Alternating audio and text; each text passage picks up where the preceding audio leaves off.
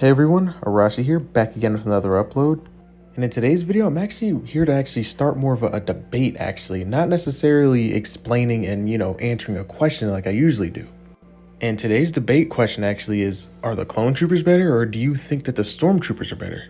Now I'm going to be explaining both sides of them, so what benefits the clone troopers has over the stormtroopers and vice versa. So basically I'm going to be playing devil's advocate this entire video, not trying to pick a side here. Okay, my bias might show up a little bit here Now I'm going to take that previous statement back, so it might show up just a tiny little bit. But anyway, I'm going to actually get into this video topic now and actually talk about why stormtroopers and clone troopers are so much the same, but at the same time so different. And as always, right now, happy holidays. Anybody who celebrates it, I really do hope you have a great holiday. And the people who don't, I hope you just have a great day in general. As I always say, have a great day. So hope you just have a great day. But anyway, let's start with the training differences that clone troopers received to stormtroopers. So as we all know, the clones were created off a genetic makeup of Jango Fett, one of the galaxy's most feared bounty hunters at the time and one of the most resilient fighters in the galaxy at the time.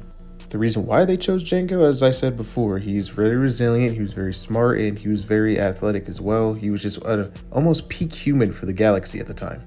And he was even so crafty that he even took out a couple Jedi during his time being a bounty hunter. So clones are already born with a big advantage, and they were bred on Kamino when they were given a human growth accelerant, also speeding up their time it takes for them to grow up. So by the time a clone is at the age of 9, they are fully fledged, ready, battle trained, and ready to fight essentially. They're ready to go.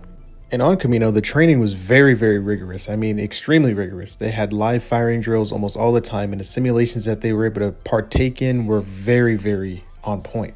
This was made so that the clones would be effective almost immediately the moment that they're deployed out anywhere in a galaxy. But at the end of the day, they are human. At the end of the day, they're just human clones. So in their first battle on Geonosis, they took a major L in terms of loss, but in terms of the battle itself, they actually won it.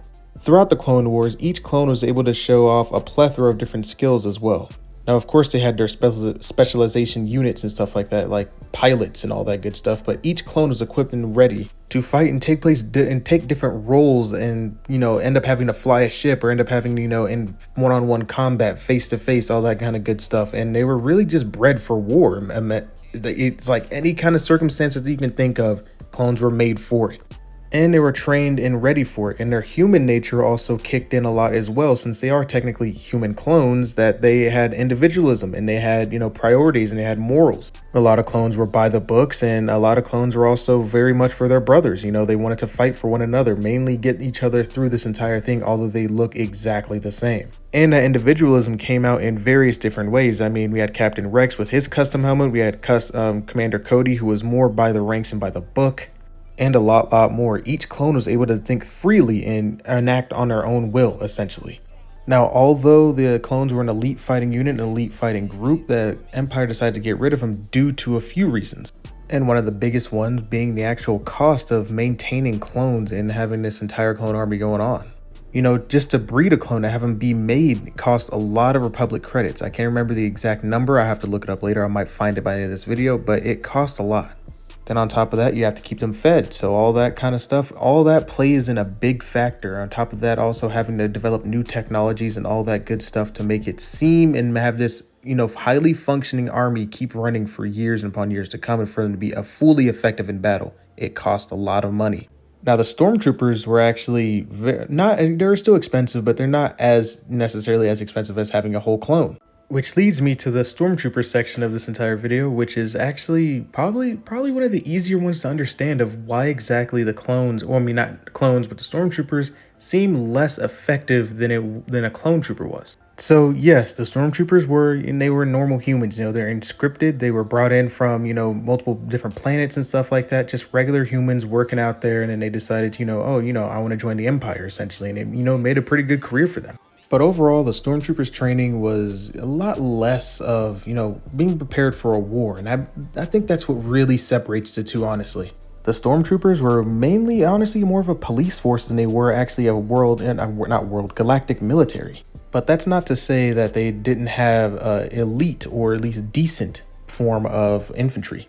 Because although they were more so a police force, you still need to have an elite infantry to, if you want to maintain control upon a planet like they were really trying to do. That's what the Empire's main objective was to do, was to control and seize planets and little towns and stuff like that. Now, obviously, there were more divisions along stormtroopers as well. Like, for example, purge troopers, the iron-cladded or black-cladded armor that they wore. And these guys were actually mainly hunting Jedi. They helped the Inquisitors hunt Jedis down.